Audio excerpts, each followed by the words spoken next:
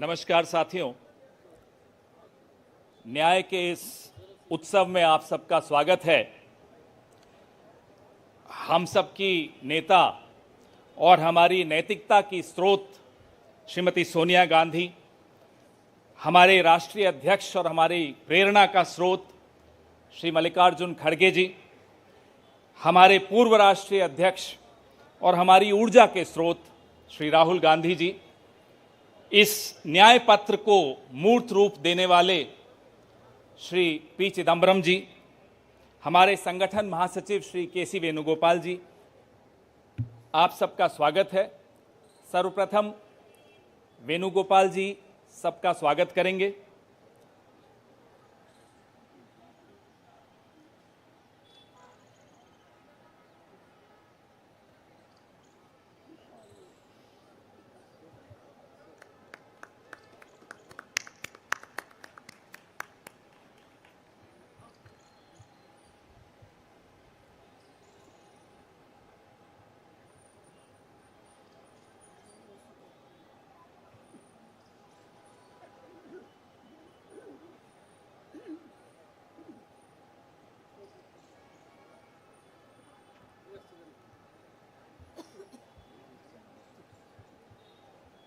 धन्यवाद वेणुगोपाल जी।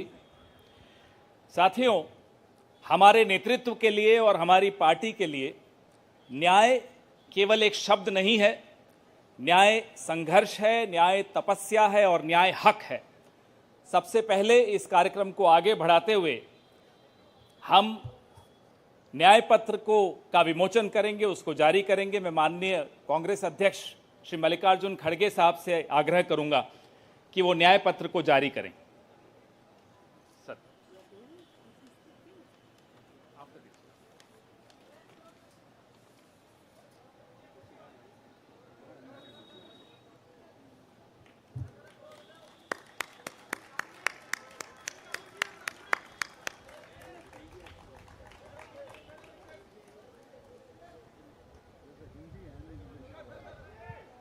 या both Hindi.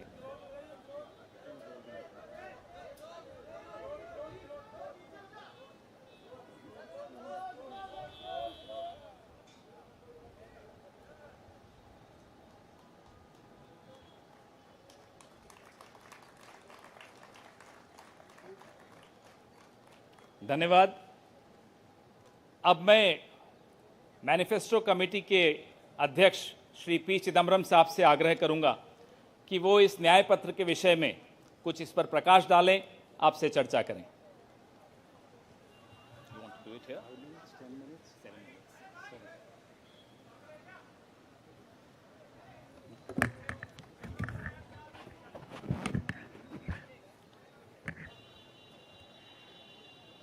Honorable Congress President,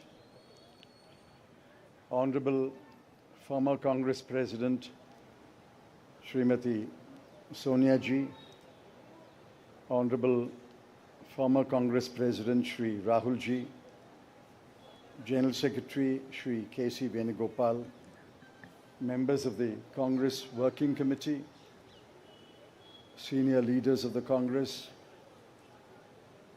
Karyakartas of the Congress, members of the media. I'm thankful to the Congress President for releasing the Congress Manifesto for the 2024 elections. Earlier, the draft Congress Manifesto was thoroughly discussed in the Congress Working Committee.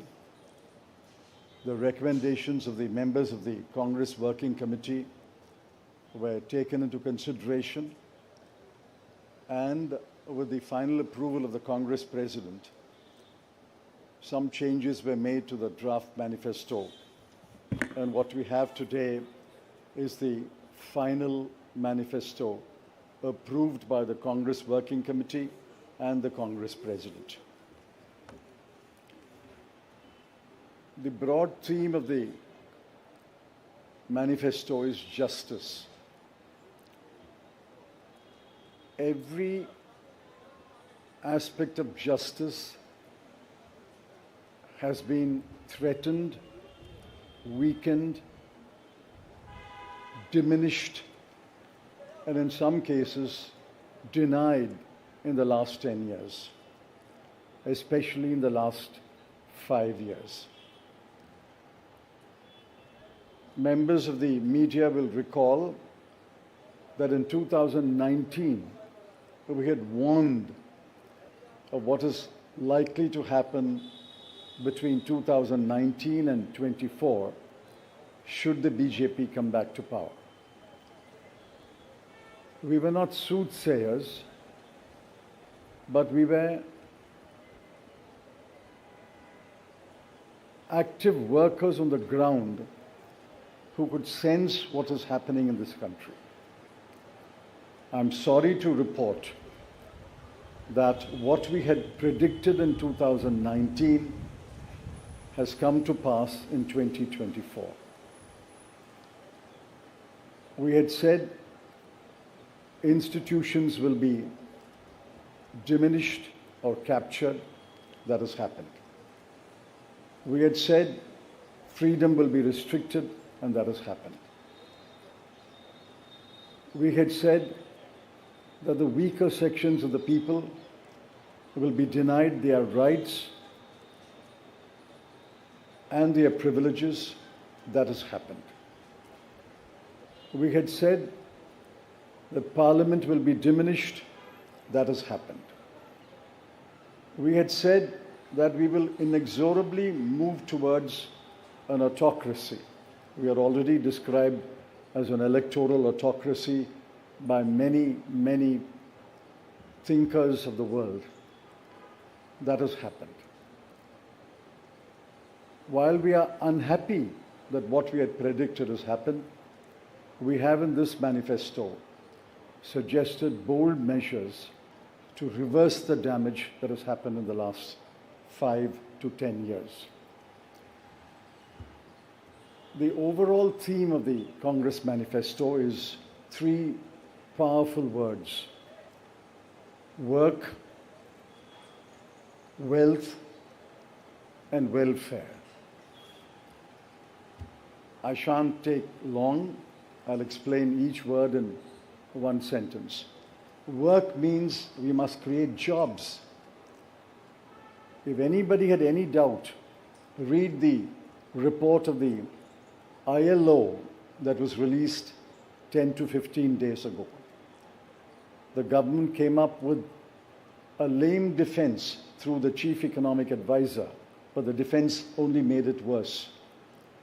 The ILO report shows that unemployment has assumed monstrous proportions in this country. Yesterday, the media carried a report that 30% of the outgoing class in the Indian institutes of technology, the premier institutions of our country, are unemployed. They have not been placed. Jobs, jobs, jobs is a cry everywhere in India. Work encapsulates that section on work. The sections on work encapsulates what we will do to create jobs. The second is wealth. Wealth must be created before it is distributed. On the contrary, the 5 years of the Modi government shows that wages have been stagnant in this country. The average income of the bottom 50% has either remained stagnant or diminished or decreased for the bottom percentiles. We have to create wealth, and that can only be created by growth. The UPA government delivered 8.5% growth in its first term, 2004 to 2009. And over a 10-year period, Dr. Manmohan Singh's government delivered 7.5% growth. Even the futile attempt by the BJP government to revise the figures made it 6.7%.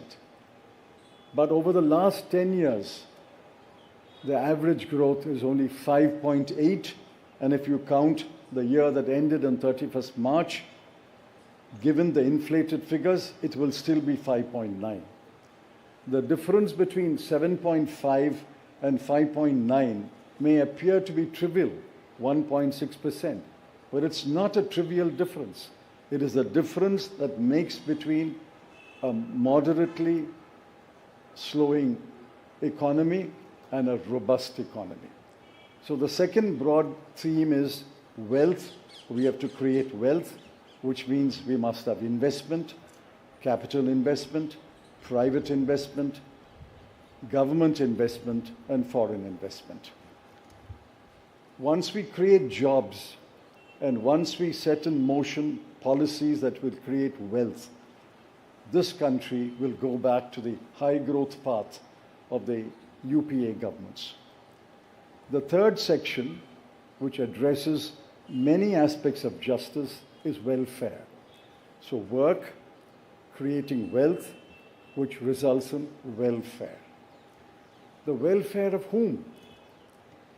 I have always accused the BJP government, the Modi government, is a government of the rich, by the rich, and for the rich.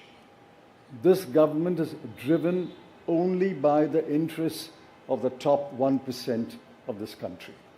But we have to look at the bottom 50%. The bottom of the pyramid, the bottom 50% is as important as those who are well off.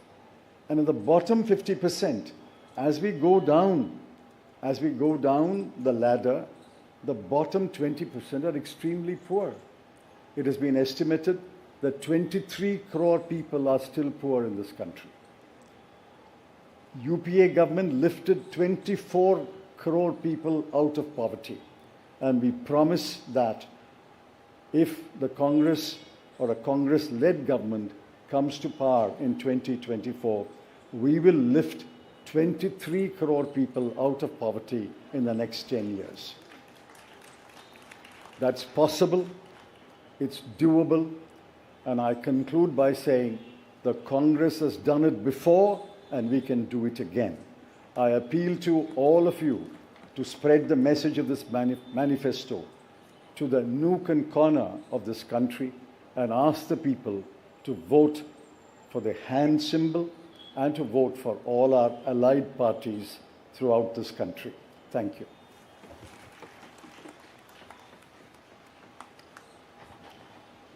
धन्यवाद चिदम्बरम साहब।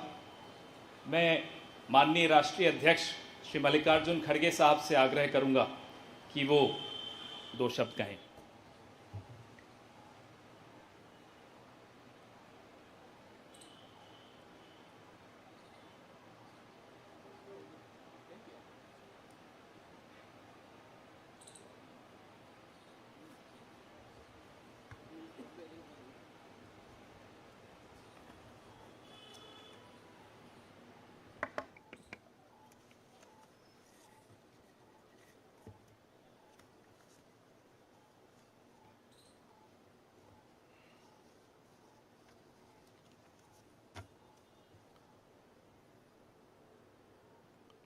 आज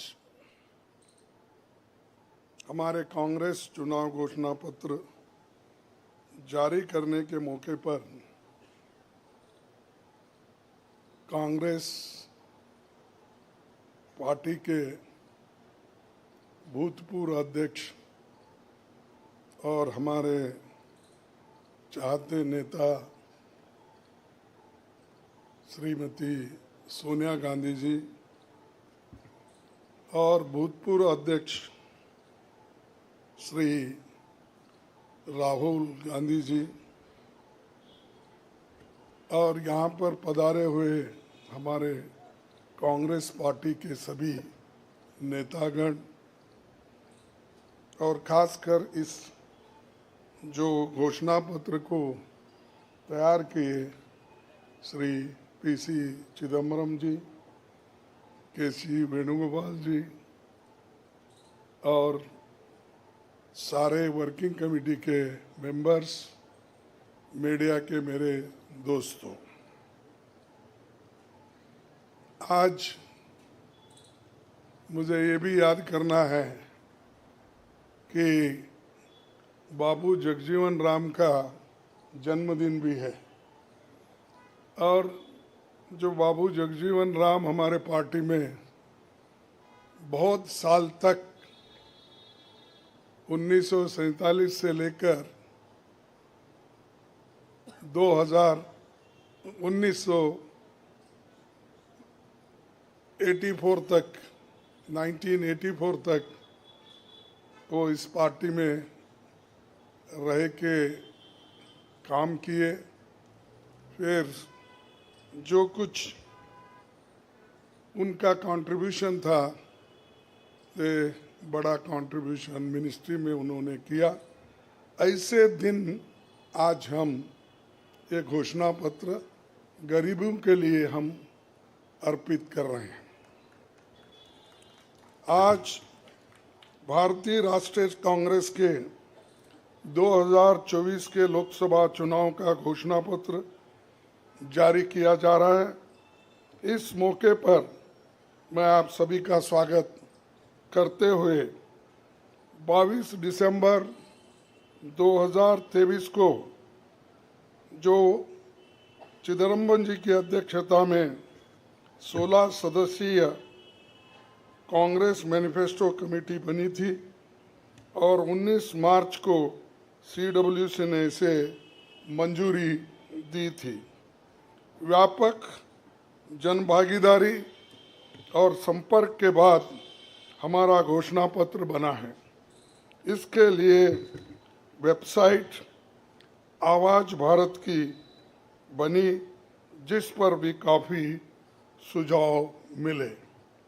हमारा ये घोषणा पत्र देश के राजनीतिक इतिहास में न्याय के दस्तावेज के रूप में याद किया जाएगा।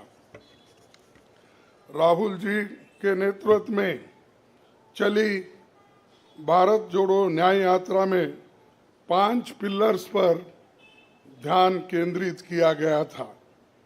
यात्रा के दौरान युवा न्याय, किसान न्याय, नारी न्याय, श्रमिक न्याय और हिस्सेदारी न्याय की घोषणा की गई थी। जहाँ कहीं भी हम गए इन न्याय की बात हमने करी थी और इसकी गारंटी भी हमने दी है। इन 5 पिलर्स में से 25 गारंटी निकलते हैं।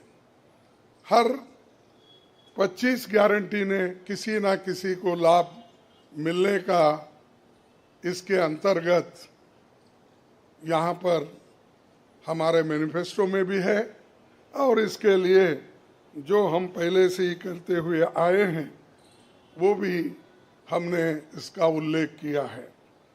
मैं कुछ बातें आपके सामने रखना चाहता हूँ।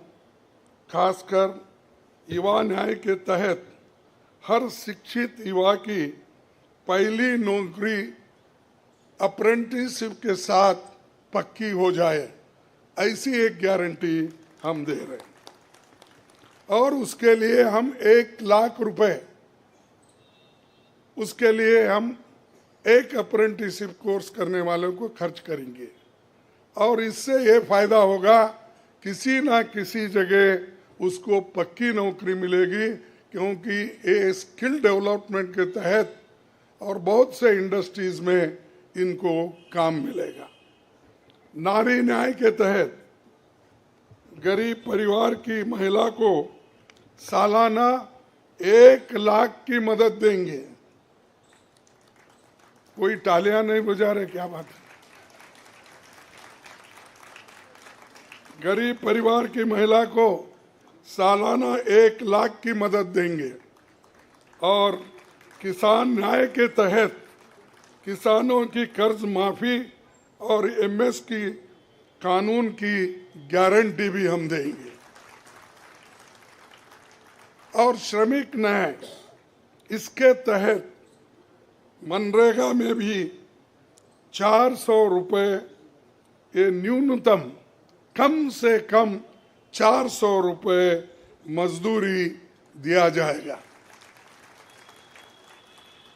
हिस्सेदारी न्याय में सामाजिक आर्थिक समानता के लिए हर व्यक्ति और हर वर्ग की गिनती या जातीय जनगणना होगी, जिससे सबको फायदा होगा, या किसी के फॉर में किसी के अगेंस्ट में ये नहीं है कि हालात को समझने के लिए ये जातीय जनगणना करेंगे, जैसा कि SC/ST की जातीय जनगणना होती है, और वैसा ही जो पिछड़े लोग हैं और भी ये अपर कास्ट में भी गरीब लोग हैं, सबकी हालत क्या है ये जानने के लिए हम जातीय जनगणना कराएंगे और इसका फायदा हर वर्ग को मिलेगा।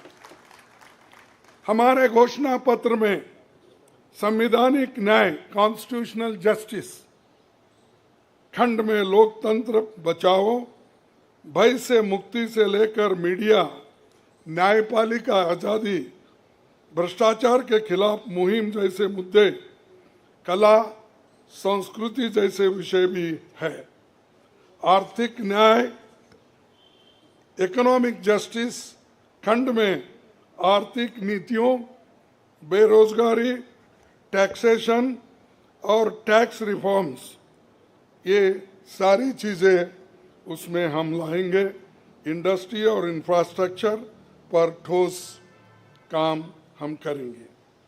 राज्य न्याय जस्टिस फॉर द स्टेट्स में संघीय विकास पूर्वोत्तर भारत पर रोशनी हम डाले हैं, और जहां कहीं भी फेडरल स्ट्रक्चर को धोखा होगा, हम उस वक्त अपनी आवाज़ उनके साथ भी उठाएंगे, और जब हमारी गवर्नमेंट आएगी तो उनको बराबरी का हिस्सा देंगे, और ताकि वो पैसे के लिए तरस न हो, चाहे वो ड्रॉट हो, फ्लड हो, डिसास्टर्स हो, इसके लिए नेचुरल डिसास्टर, इन सब के लिए फेडरल गवर्नमेंट को कानून के तहत जो मदद मिलना चाहिए वो हम जरूर उनको दिलाएंगे।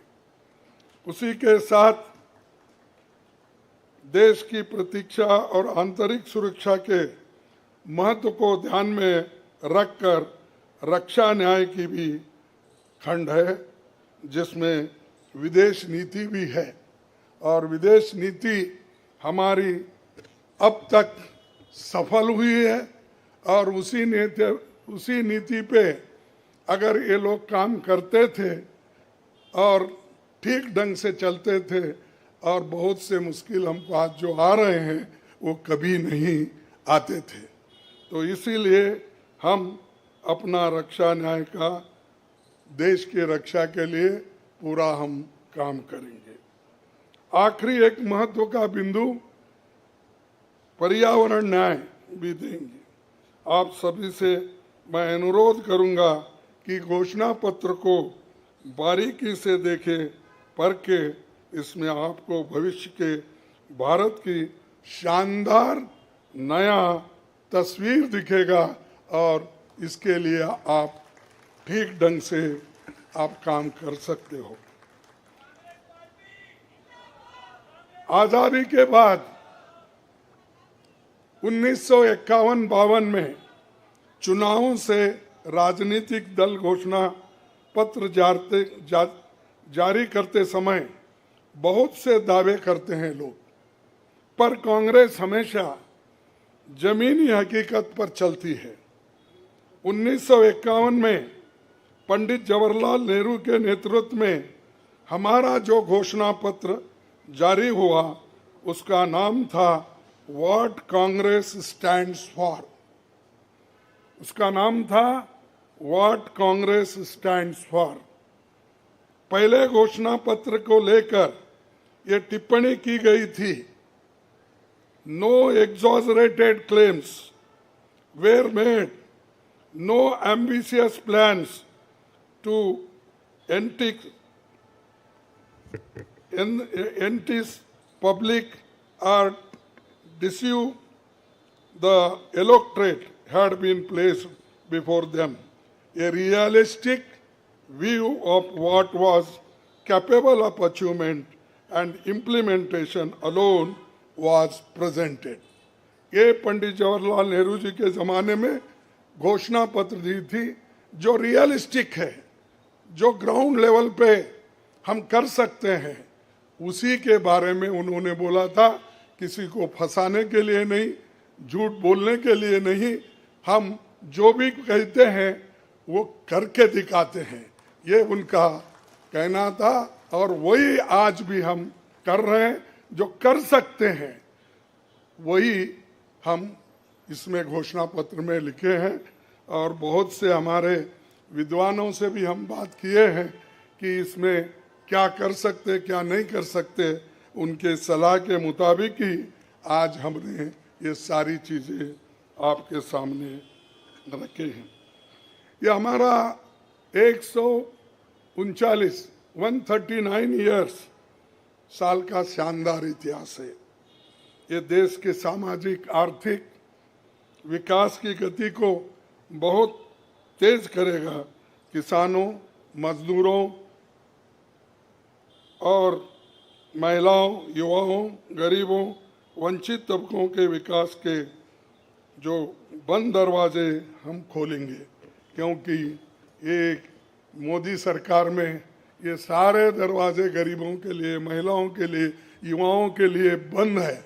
हम जब सत्ता में आएंगे ये दरवाजे सब हम गरीबों के लिए खोल देंगे, उनका विकास करेंगे, ये हमारी प्रतिज्ञा है। डॉक्टर मोदी जी, डॉक्टर मनमोहन सिंह के नेतृत्व वाली हमारी यूपीए सरकार की बहुत आलोचना करते हैं, लेकिन उस 10 साल में हमने मनरेगा, राइट टू एजुकेशन, आरटीआई, खाद्य सुरक्षा, वनाधिकार, भूमि अधिग्रहण कानून और रेहड़ी पटरी वालों की अधिकार समेत कई कदम हमने उठाया है। और उसकी जो कर्ता धर्ता है श्रीमती सोनिया गांधी जी यहाँ पर मौजूद है। उन्होंने बारीकी से इन मनरेगा को और खास करके फूड सिक्योरिटी को बहुत लड़ा, क्योंकि मुझे मालूम है, सब चीज़ मैं यहाँ पर नहीं कह सकता कि उन्होंने इतने ये 2-3 प्रोग्राम के लिए बहुत गुस्से में रहते थे। जब तक वो इम्प्लीमेंट नहीं होता तब तक वो खामोश नहीं बैठे और कैबिनेट के लोगों को बोलते रहे थे कि ये क्या हुआ। जब हुआ तब वो भी खुशी मना लिए और हम भी लोग बोले कि भाई ठीक हो गया। और जब बाहर इसका गया कि जो ये मनरेगा का, फूड सिक्योरिटी का और कंपलसरी एजुकेशन का ये जो संदेश बाहर गया, तब लोग सभी खुश होने लगे, सभी बोलने लगे ये बहुत अच्छा यूपीए गवर्नमेंट ने किया, सोनिया गांधी जी ने किया। ये बात बाहर आ गई। इसीलिए ये हमारा जो पहले से गरीबों के लिए वायदे थे वो हम पूरे करेंगे। मोदी जी 10 सालों में इसके मुकाबले का एक काम भी नहीं कर सके। आप बताइए कौन सी ऐसी बड़ी फैक्ट्री जो एम्प्लॉयमेंट क्रिएट कर सकती है, जो नेहरू जी के ज़माने में बने वैसे कोई एक बड़े बड़े काम उन्होंने किया है। जिस देश में एक सुई नहीं बनती थी उस देश में पंडित जवाहरलाल नेहरू, इंदिरा गांधी जी ने रॉकेट बनाकर उड़ा कर दिखाया। और बहुत से जो साइंटिफिक योजनाएं थी हमने बनाए। अब मोदी जी के ज़माने में तो गालियां देने का छोड़ के दूसरा तो मैं नहीं सुना। और उसके अगर कोई छुपे हुए काम है तो मेरे को बताओ, ताकि मैं भी उसकी प्रशंसा करूंगा। लेकिन आज हम गारंटी जो भी दे रहे हैं, हम चंद स्टेट में करके दिखाए हैं। हिमाचल में करके दिखाए, कर्नाटक में करके दिखाए, तेलंगाना में करके दिखाए। जहाँ कहीं भी हमारी सरकार है और राजस्थान में भी हमने कई नई चीज़ें की, वहाँ भी करके दिखाए। तो ये हम जो कहते हैं, मैं पहले ही कहा, वो हम करते हैं और हम डरते नहीं करने के लिए। हमारा कितना भी नुकसान हो, लेकिन गरीबों के लिए हम करते रहते हैं। ये हमारा पहले से कार्यक्रम है।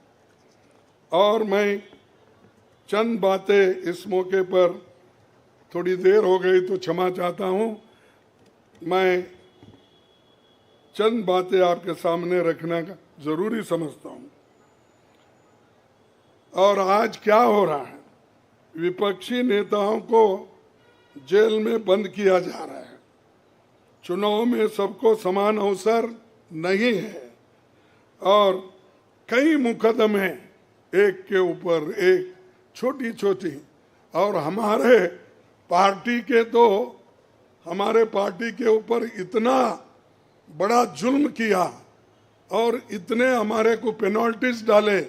3,567 करोड़ रुपए का हमारे ऊपर उन्होंने पेनल्टी डाली। क्या ये लेवल प्लेइंग ग्राउंड है?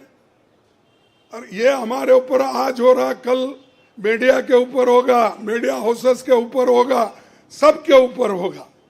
तो इसीलिए इसको, इस देश के डेमोक्रेसी को बचाना है, संविधान को बचाना है।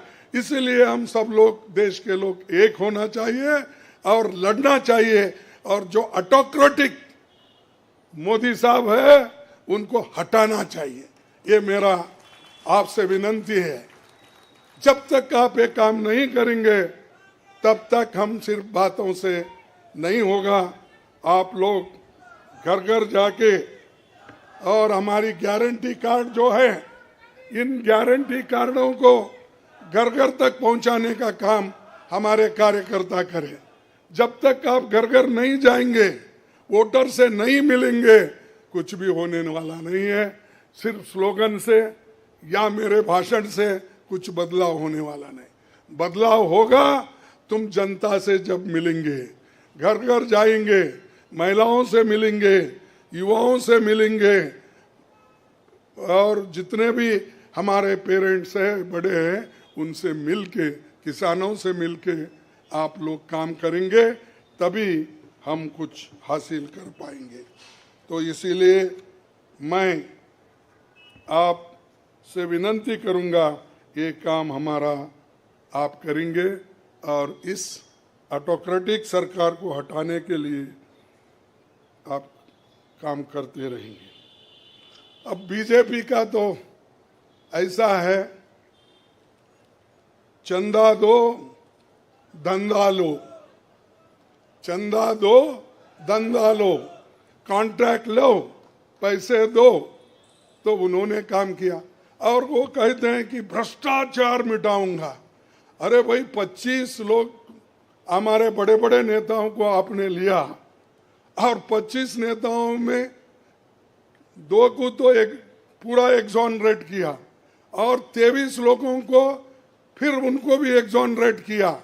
अरे शाह साहब के वॉशिंग मशीन में इतने लोग जो भी जा रहे हैं क्लीन होके आ रहे हैं, और भ्रष्ट लोग तुम्हारे साथ है, बदनाम हमको कर रहे हैं। मेरे पास तो नहीं है ना, मेरे पास जब तक थे तो आपने बोला वो भ्रष्ट है, फिर आप वो क्लीन कैसा हो गए, प्रामाणिक कैसा हो गए, ठीक कैसा हो गए? तो ये खुद ही इधर डराते हैं, उधर सब चोरों को लेते हैं। तो ये मेरा कहना है। इसीलिए आप इस बात को सोचिए, और हम सालों से गरीबों की सेवा करते हुए आए हैं, आगे भी हम करते रहेंगे। और जितने भी उन्होंने काम किया, मैं यहाँ गिनता नहीं, क्योंकि रेलवे में क्या किया, इन्फ्लेशन का क्या किया, अनएम्प्लॉयमेंट का क्या किया, ये सारे अगर बोलते कहूँ तो आप भी थक जाएंगे। तो इसीलिए मैं ज़्यादा नहीं बोलता, आप सबको मालूम है, और हमारे पूरे इलेक्शन मैनिफेस्टो में वो चीज़ वहाँ पर है। इसीलिए आप तमाम को मैं धन्यवाद अर्पित करता हूँ कि आप ऐसे वक्त जो हमको साथ दे रहे हैं, जिस वक्त लोग डर डर के चंद लोग भाग जा रहे हैं।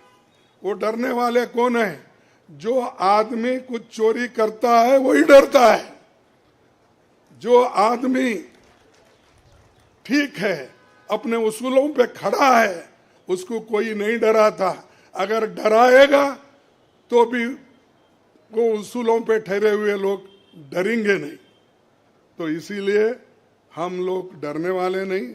हमारे नेता श्रीमती सोनिया गांधी जी, राहुल गांधी जी, डर उनमें नहीं है और डर का नाम भी नहीं है। और डर ये शब्द उनके पास नजदीक आता नहीं। वो डर सिर्फ मोदी को है, क्योंकि वो हमारे लोगों को ले लेके 400 पार बोलते फिर रहा है। अरे मणिपुर जैसे एरिया में नहीं जा सके, देश में विदेश में 14 फेरियां लगाए, देश में इलेक्शन का प्रचार सरकारी फंड से किया गया, सरकारी वैन से किया गया, लेकिन मणिपुर वो देखे नहीं। क्यों नहीं गए भाई? आपकी तो 56 इंच की छाती है, आपको डर कुछ भी नहीं है। हाँ, आप जा सकते हैं, लेकिन वहां हमारे नेता राहुल गांधी जी जा सकते हैं लोगों के साथ। आप क्यों नहीं जा सकते? क्योंकि आपको डर है, और डरने वाला आदमी देश की भलाई कभी नहीं करता। बाय चांस आया, अब आगे लोग उसको देखेंगे और आप भी मजबूती के साथ हमारे साथ खड़े होंगे। इतना ही कहते हुए मेरे 4 शब्द को समाप्त करता हूं। जय हिंद।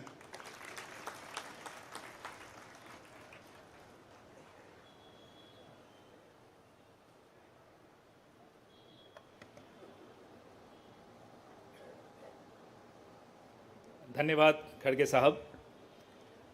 मीडिया के मित्रों, आपके मोबाइल पर सॉफ्ट कॉपी हिंदी और अंग्रेजी की हमारे न्याय पत्र की पहुंच चुकी है। कार्यक्रम के पश्चात उसकी फिजिकल कॉपी भी आपको दे दी जाएगी। कार्यक्रम को आगे बढ़ाते हुए अब 10 मिनट आपके सवाल जवाब होंगे और इसमें अनुशासन रखिएगा। सबसे पहले एजेंसीज को मौका दिया जाएगा, तो एएनआई सबसे पहले अपना सवाल पूछे।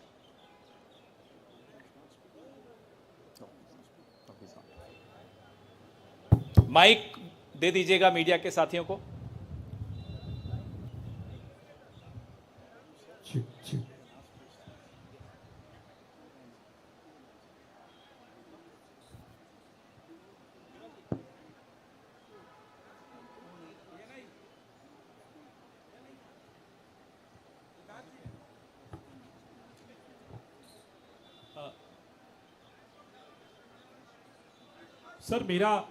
सर मैं सिद्धार्थ हूँ एएनआई से। सर मेरा सवाल यह है कि आप लोगों ने एक प्रॉमिस किया है अपने मैनिफेस्टो में कि जो लोग पार्टियां छोड़कर जाते हैं, चुने हुए लोग, उनके लिए आप अमेंडमेंट करेंगे, 10th शेड्यूल में डालेंगे कि ताकि उनकी मेंबरशिप अपने आप बर्खास्त हो जाए। क्या इस तरीके की परिस्थितियां जो आज बन रही है, खासकर आपकी पार्टी इसको देख रही है, इसको ध्यान में रखते हुए आप लोगों ने मैनिफेस्टो में इसको डाला है?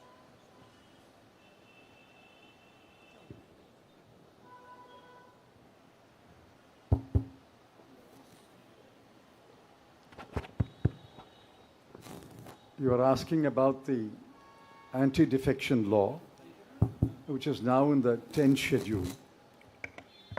Over the years, political parties, especially defectors, have exposed the limitations of the 10th schedule. So the 10th schedule has to be amended. Check. What is he saying? The 10th schedule is to be amended. Our position is that moment a defection takes place, he should be instantly disqualified.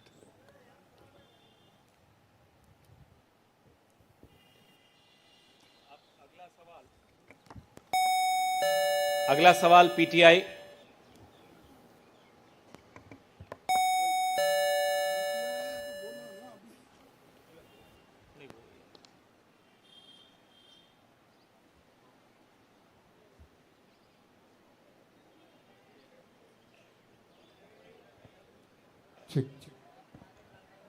Sir, the focus of the manifesto is on the 25 guarantees that the Congress has already announced. So will this election be a fight between Congress's guarantees and Modi ki guarantee?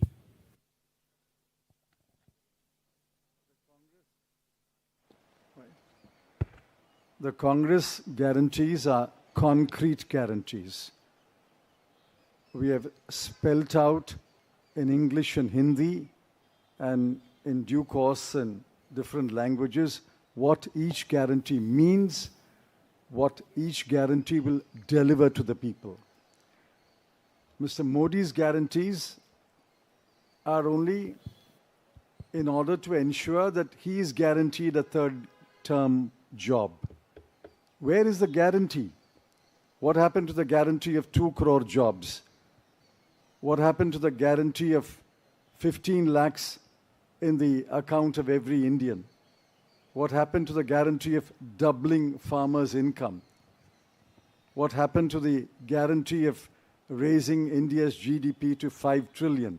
I can offhand narrate at least 50 such promises of Mr. Modi. Mr. Modi's promises are empty promises. Our 25 guarantees are concrete guarantees.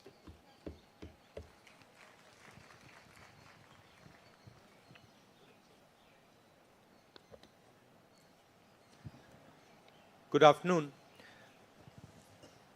I agree with what Mr. Chidambaram ji said. But this election is about those who are trying to destroy the Constitution and destroy democracy in this country versus those who are trying to protect the Constitution and protect democracy in this country. We do believe that it is very important, once this fight is won, that we look after the interests of the vast majority of our people, that India is not run for 2 or 3 large conglomerates, large businesses, that it is run for the vast majority of people, that we are not a nation of monopolies, we are a nation where there is fair competition among businesses. So I think it's important to understand that this election is a fundamentally different election. I don't think democracy has been as much at risk, the Constitution has been as much at risk as it is today. In Hindi, sir.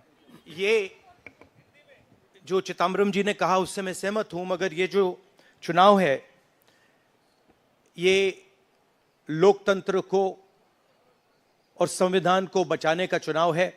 एक तरफ NDA Narendra Modi ji जो constitution पर आक्रमण कर रहे हैं,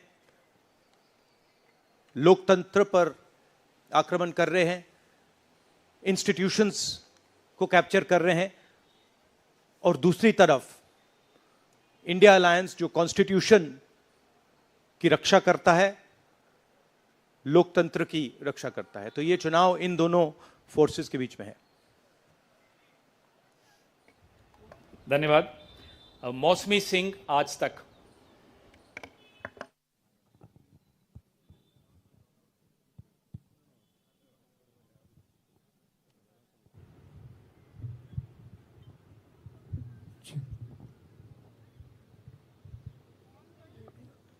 राहुल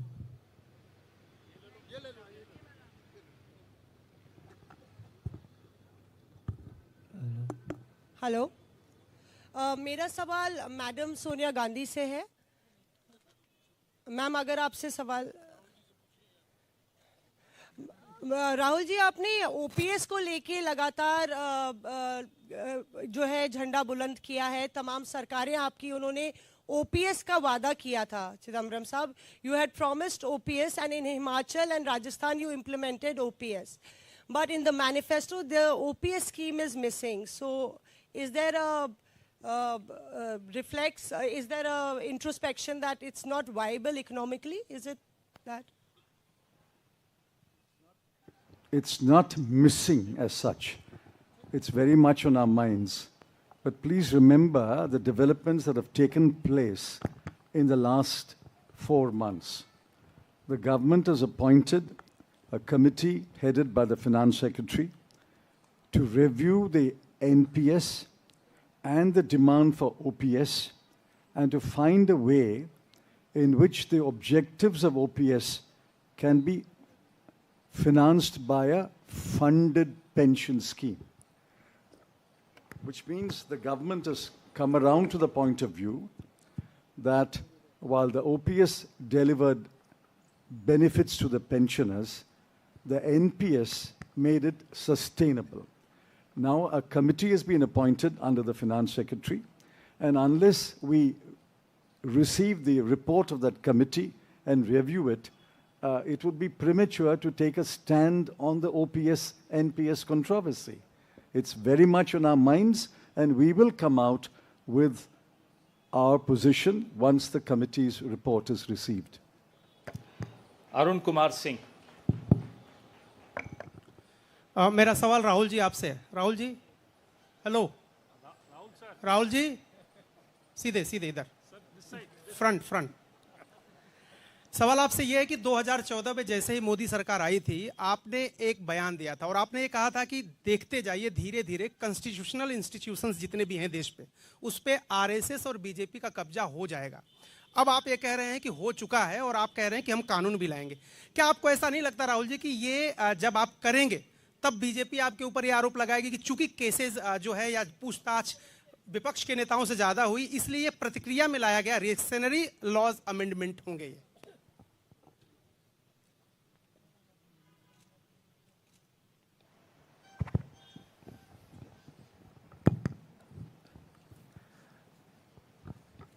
सबसे पहले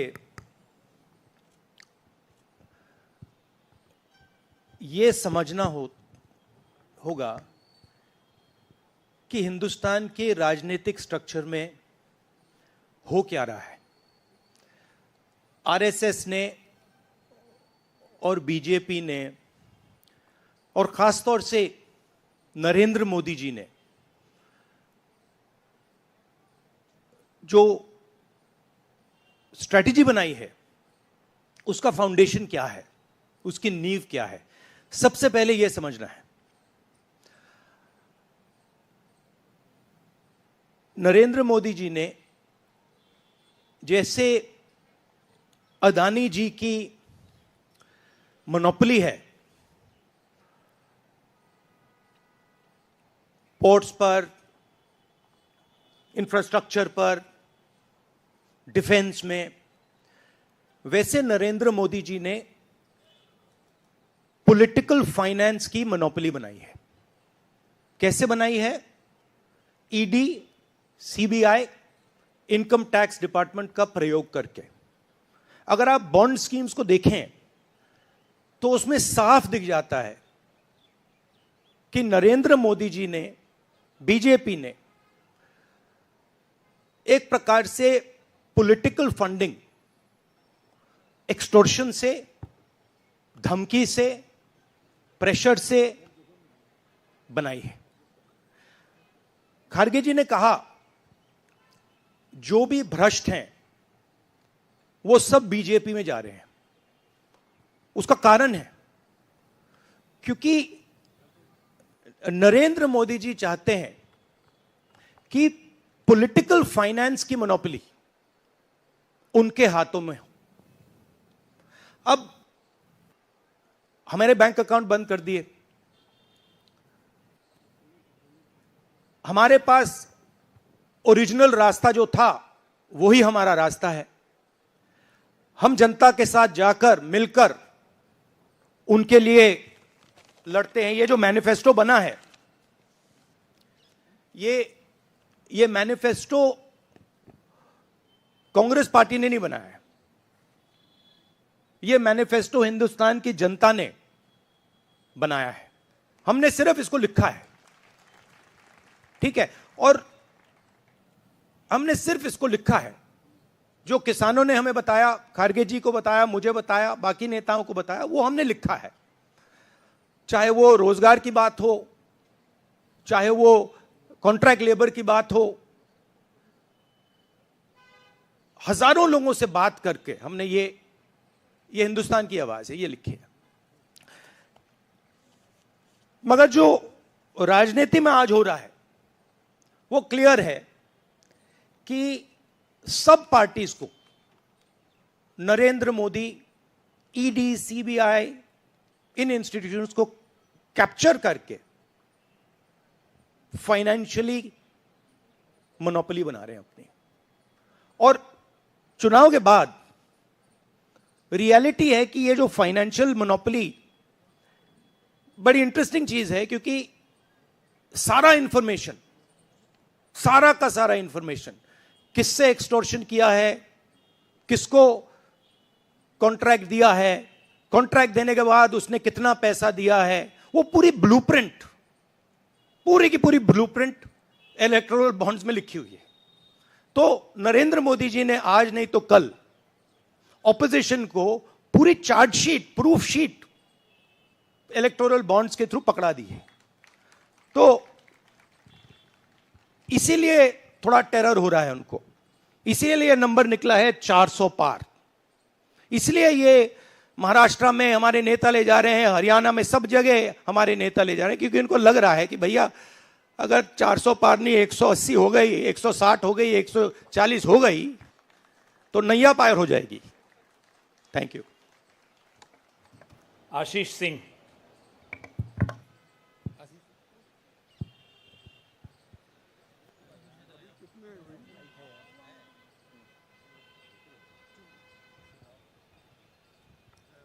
राहुल जी, लास्ट टाइम पिछले लोकसभा चुनाव में राहुल जी आपने मुझे याद है कहा था, you were convince that time कि मोदी जी जा रहे हैं, मोदी जी का वक्त ख़त्म हो गया है।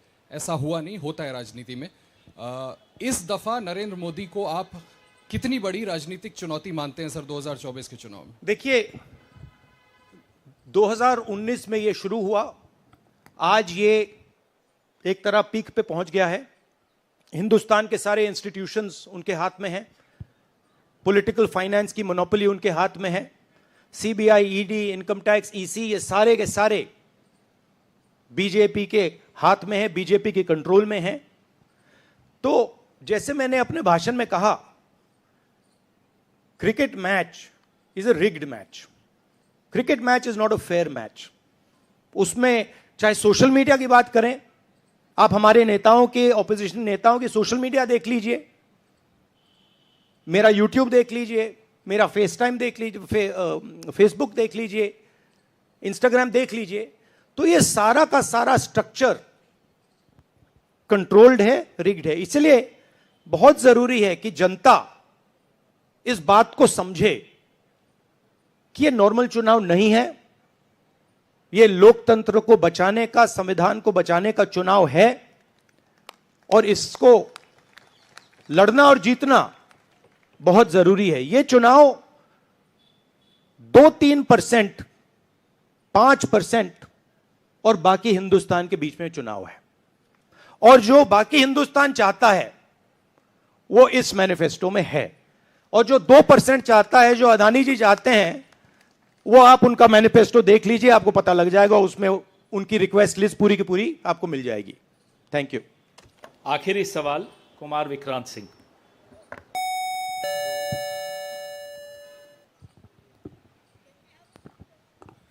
राहुल जी, 2009 में आपको भी याद होगा, उस वक्त मैनिफेस्टो में 2 तस्वीरें थी, मनमोहन सिंह जी की और सोनिया गांधी जी की। पूछा गया था पीएम कैंडिडेट कौन होगा, सोनिया जी ने अपनी तस्वीर छुपा ली थी। आज 2 तस्वीरें हैं, राहुल गांधी जी की और खरगे जी की। कोई तस्वीर छुपाएंगे, कोई दिखाएंगे? नहीं, ये आप बड़े डिस्ट्रैक्शन वाले क्वेश्चन पूछते हो। देखिए, इंडिया गठबंधन में डिसीजन लिया गया है कि हम मिलकर एक साथ आइडियोलॉजिकल चुनाव लड़ रहे हैं। चुनाव जीतने के बाद लीडर कौन होगा, प्राइम मिनिस्टर कौन होगा, वो पूरा का पूरा जो कोलिशन है वो मिलकर डिसाइड करेगा। Thank you. धन्यवाद। अब कार्यक्रम की समाप्ति से पहले श्री केसी वेणुगोपाल कल के कार्यक्रम के विषय में आपसे 2 शब्द कहेंगे। Dear friends, today we are already released the... Brother, he wants South media chance. इन्हें माइक दीजिए जो साउथ इंडिया से हमारे जो साथी हैं, और ये आखिरी सवाल होगा। चिक चिक।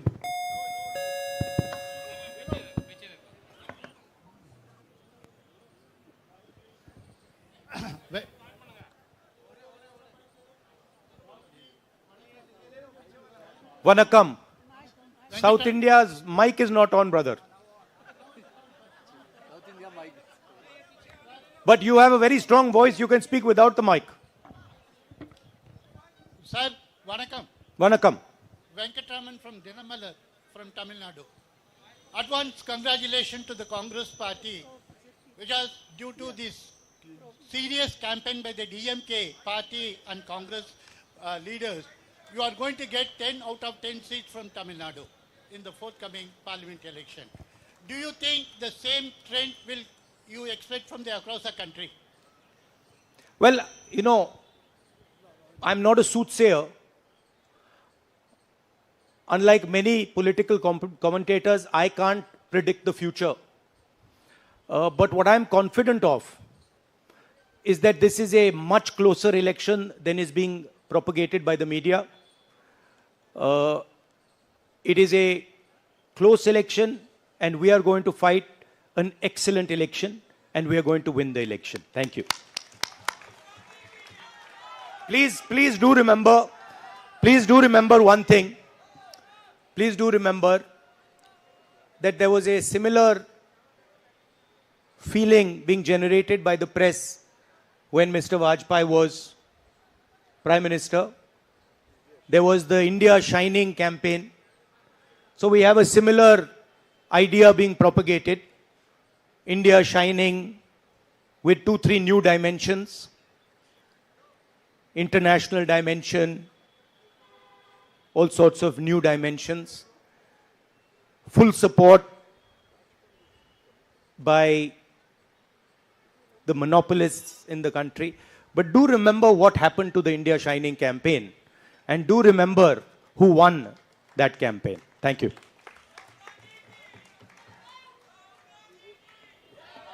Dear friends, today already we released the Congress Manifesto of 2024. Tomorrow in 2 places we are launching the manifesto with huge rallies. One is in Jaipur. Tomorrow morning the manifesto launching will take place in Jaipur. And second rally of launching the manifesto will take place in Telangana, Hyderabad in the evening. There were 2 programs tomorrow. One is in Rajasthan, one is in Telangana for launching the manifesto. I once again thanking all of you for participating in this event. Thank you Venugopal ji. अब सेवा दल के साथियों से आग्रह है कि वो राष्ट्रगान शुरू करें। आप अनुशासन बनाए रखें। राष्ट्रगान के लिए कृपया अपने स्थान पर खड़े हो जाएं। जनगण मन अधिनायक जय हे भारत भाग्य विधाता, पंजाब सिंध गुजरात मराठा द्राविड़ उत्कल बंग, विंध्य हिमाचल यमुना